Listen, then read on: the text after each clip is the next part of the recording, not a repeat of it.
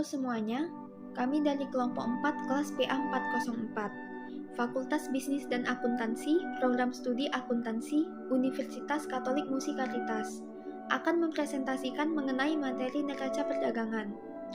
Kelompok 4 ini terdiri dari saya, Gaby Sarta dengan NIM 2021002, Andri Wijaya dengan NIM 2021023, Rasela Laurentina dengan NIM 2021028, dan Ervina Cimarkupurti dengan NIM 2021122. Mari kita langsung masuk ke pembahasan mengenai neraca perdagangan. Pengertian: balance of trade atau neraca perdagangan adalah suatu perbedaan antara nilai baik dalam bentuk barang ataupun jasa yang diimpor dan juga diekspor dalam suatu negara di periode waktu tertentu. Sifat balance of trade atau neraca perdagangan ini dibagi menjadi positif dan negatif. Balance of trade positif adalah negara yang melakukan lebih banyak kegiatan ekspor daripada impor. Balance of trade negatif adalah negara yang lebih banyak menerima produk impor daripada melakukan ekspor. Dalam neraca perdagangan, surplus tidak selamanya baik. Begitu juga defisit yang tidak selamanya menunjukkan tanda bahaya terhadap perekonomian. Neraca perdagangan yang surplus akan sangat dibutuhkan ketika perekonomian berada dalam fase resesi. Karena dalam keadaan tersebut, surplus perdagangan akan membantu dalam penciptaan lapangan pekerjaan dan peningkatan permintaan atas suatu barang dan jasa. Sedangkan, defisit perdagangan akan sangat dibutuhkan ketika ekonomi suatu negara dalam keadaan ekspansi. Karena di saat seperti itulah, jumlah barang yang diimpor akan semakin banyak, namun harga tetap rendah karena banyaknya persaingan usaha. Jenis-jenis neraca perdagangan. Yang pertama adalah neraca perdagangan surplus, suatu kondisi yang saat nilai transaksi ekspor lebih besar daripada impor. Yang kedua ada neraca perdagangan defisit, suatu kondisi pembayaran yang nilai transaksi impornya jauh lebih tinggi daripada nilai ekspornya. Yang terakhir neraca perdagangan seimbang, suatu kondisi saat nilai transaksi ekspor dan impor dalam suatu negara seimbang. Faktor yang mempengaruhi neraca perdagangan. Yang pertama yaitu pertumbuhan ekonomi dan pendapatan. Perkembangan ekonomi yang kuat di dalam suatu negara akan mampu meningkatkan standar dan juga pendapatan masyarakat di dalam negara tersebut. Yang kedua yaitu nilai tukar. Dalam perkembangan ekonomi, neraca perdagangan dalam suatu negara juga akan turut mempengaruhi nilai tukar. Hal ini dikarenakan bila sebuah negara melakukan kegiatan ekspor impor, maka mata uang yang digunakan adalah sebagai alat tukar yang berbeda. Yang ketiga yaitu daya saing produk. Pada suatu pasar internasional akan dilihat dari harga jual dan juga kualitas produk tersebut. Salah satu hal yang mampu mengaruhi daya saing produk adalah struktur biaya. Keuntungan dan kerugian neraca perdagangan. Cara kerjanya adalah dengan melindungi suatu industri di dalam negeri dengan adanya pengenaan tarif, kuota, ataupun subsidi impor. Defisit perdagangan akan dinilai sebagai suatu yang kurang menguntungkan dalam suatu negara. Hal ini dikarenakan bila negara menerima impor secara terus-menerus, maka akan membuat bisnis dan juga produk dalam negeri menjadi tidak mempunyai nilai tambah. Sederhananya, negara tersebut tidak mempunyai pemasukan. Pada akhirnya, negara yang mengalami defisit perdagangan yang tinggi akan menerapkan merkantilisme. Merkantilisme adalah menghapus berbagai defisit perdagangan dengan menerapkan berbagai cara. Salah satu caranya adalah dengan menerapkan tarif impor dan juga kuota impor. Tapi, hal tersebut pun nantinya akan diikuti dengan kenaikan harga konsumen. Sehingga, hal ini akan mampu memicu adanya proteksionisme reaksioner dari mitra dagang negara tersebut. Akhirnya, kegiatan perdagangan dan juga perkembangan ekonomi dalam negara tersebut akan turun drastis. Perhitungan neraca perdagangan. Balance of trade adalah perbedaan pada nilai barang atau jasa yang diekspor atau yang diimpor, sehingga di dalamnya akan memerlukan dua hal untuk menghitungnya, yaitu nilai ekspor dan juga nilai impor. Rumus yang bisa kita gunakan untuk menghitung neraca perdagangan adalah sebagai berikut. Neraca perdagangan sama dengan ekspor dikurangi dengan impor, di mana nilai ekspor adalah barang dan juga jasa yang diproduksi dalam suatu negara, lalu dijual kepada orang asing atau kepada negara lain. Sedangkan nilai impor adalah suatu kegiatan penjualan barang dan jasa yang diproduksi di luar negeri, lalu dibeli oleh masyarakat dalam suatu negara. Selanjutnya, kita masuk ke contoh neraca perdagangan. Di sini kami mengambil dua contoh dari neraca perdagangan. Contoh yang pertama, pada tahun 2020, negara X mempunyai nilai ekspor sejumlah US 180 miliar. Sedangkan nilai impor dari negara tersebut berjumlah US 170 miliar. Artinya, neraca perdagangan negara X tersebut mengalami surplus sebanyak US 10 miliar. Hal ini bisa diketahui dari nilai ekspor, yaitu US 180 miliar yang dikurangi dengan nilai impor, yaitu US 170 miliar. Bisa kita katakan surplus karena nilai ekspornya lebih tinggi daripada nilai impornya. Contoh yang kedua, di tahun 2019 terdapat negara yang berhasil mempunyai nilai ekspor sejumlah US 250,5 miliar. Tetapi nilai impornya jauh lebih besar, yaitu US 285,1 miliar.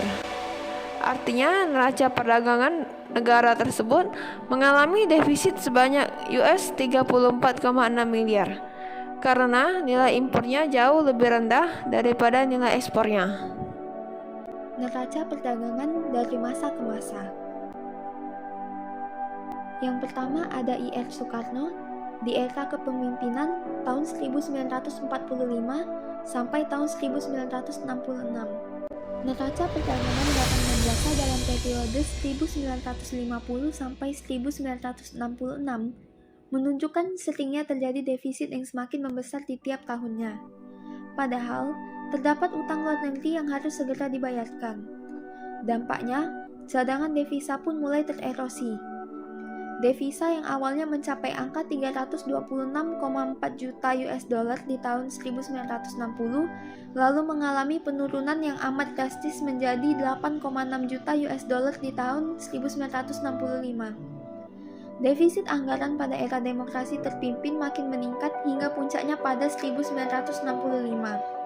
Pembiayaan defisit ini dilakukan dengan mencetak lebih banyak uang sehingga terjadi excess money supply dan hiperinflasi. Defisit yang tinggi sebenarnya tidak akan memberi efek krisis yang begitu dalam. Jika alokasi anggaran diprioritaskan untuk sektor-sektor yang memberikan manfaat bagi publik dan efek pengganda bagi output perekonomian, serta pembiayaan defisit anggaran harus berasal dari sumber-sumber yang memiliki risiko rendah. Sayangnya, kedua hal tersebut belum terlaksana dengan baik pada era ini. Yang kedua yaitu pada Presiden Soeharto pada periode 12 Maret 1966 sampai 21 Mei 1998. Neraca perdagangan barang dan jasa pada era Soeharto menunjukkan pertumbuhan yang positif. Hal ini dikarenakan terbantunya dengan ekspor migas yang saat itu mengalami masa kejayaan. Berdasarkan data yang ada dapat dilihat bahwa selama masa kepemimpinan Soeharto, nilai ekspor selalu lebih tinggi dibanding nilai impornya. Di tahun terakhir kepemimpinannya pada tahun 1998, nilai ekspor sebesar 48.665,4 juta US dollar dan nilai impornya sebesar 24.003,3 juta US dollar. Yang ketiga yaitu pada Presiden Baharudin Yusuf Habibie atau B.J. Habibie, yaitu pada periode 21 Mei 1998 sampai 20 Oktober 1999. Neraca perdagangan barang dan jasa pada era Baharudin Yusuf Habibie atau yang biasanya dikenal dengan sebutan B.J. Habibie yang mengalami kesulitan. Hal ini dikarenakan era yang dilimpahkan dari masa Presiden Soeharto ke Presiden B.J. Habibie sedang kacau balau. Pada awalnya, nilai tukar rupiah hancur sehingga menyebabkan cadangan devisa menjadi tergerus. Yang mulanya sebesar 19,13 miliar US dollar mulai menurun menjadi 17,43 miliar US dollar. Rupiah juga tersungkur ke level tertinggi pada perdagangan intraday, yakni ke level 16.950 rupiah per dolar AS atau dianggap dan dicatatkan sebagai level penutupan yang tertinggi. Tetapi kepemimpinan Presiden B.J. Habibie khususnya pada perdagangan barang mampu membangkitkan dan mencatatkan bahwa kinerjanya membuat neraca perdagangannya surplus. Hal ini dikarenakan adanya cadangan devisa Indonesia yang meningkat menjadi 23,76 miliar US dollar dan adanya rupiah yang menguat hingga menyentuh 6.772 rupiah per dolar AS pada level penutupan, yaitu pada tanggal 19 Juli 1999. Keempat, Abdurrahman Wahid, masa periode 20 Oktober 1999 hingga 23 Juli 2001. Neraca perdagangan barang dan jasa era Abdurrahman Wahid atau dikenal sebagai Gus Dur adalah surplus. Gus Dur menerapkan strategi growth story dan menghasilkan peningkatan pada sektor bagian ekspor. Ekspor meningkat hingga sebesar 60%, yakni di tahun 1999 dari 390 triliun ke 624 triliun di tahun 2001.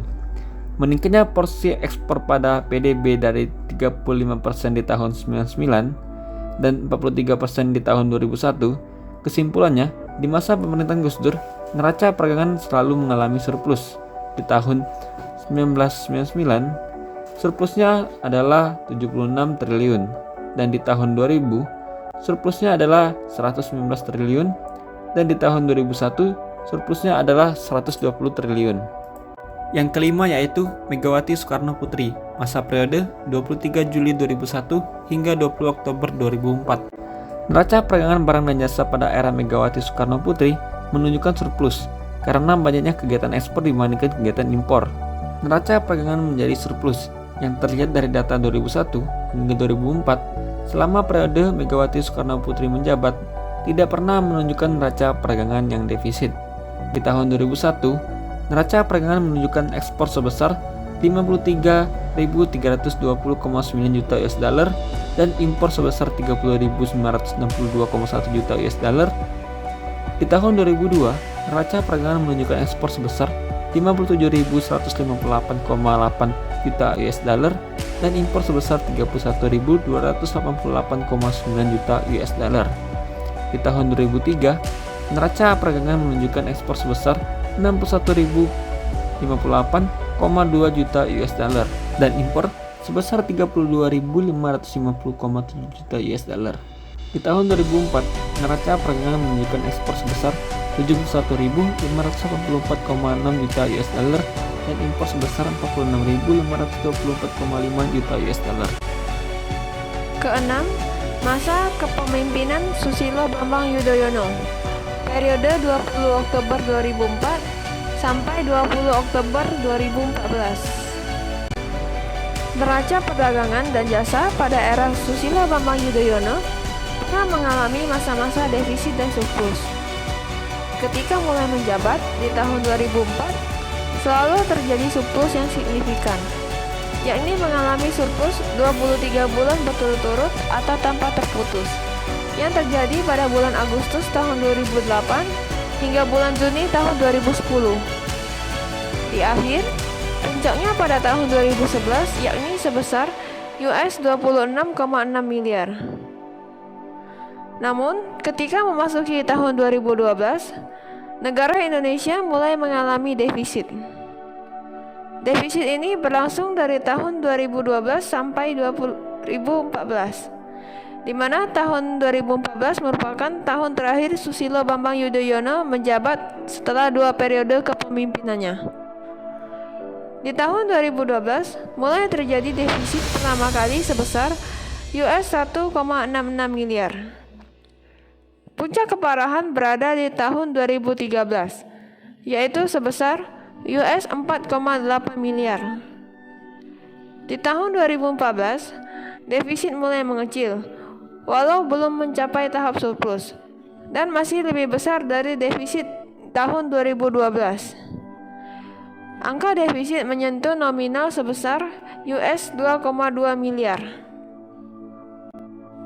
Ketujuh, masa kepemimpinan Joko Widodo, periode 20 Oktober 2014 sampai sekarang. Pada masa pemerintahan Presiden Jokowi, Indonesia mencetak sejarah baru, yakni dalam neraca perdagangan nasional yang saat ini mengalami surplus sebanyak 19 kali berturut-turut. Pemulihan ekonomi Indonesia saat ini terlihat cukup kuat.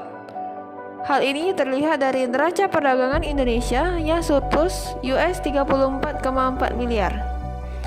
Ekspor Indonesia year on year naik 49,7% dan impor bahan baku, bahan penolong naik 52,6%. Kenaikan tersebut dikarenakan dihentikannya ekspor bahan mentah. Sekian pemaparan materi dari kami mengenai neraca perdagangan. Terima kasih telah menonton dan semoga bermanfaat.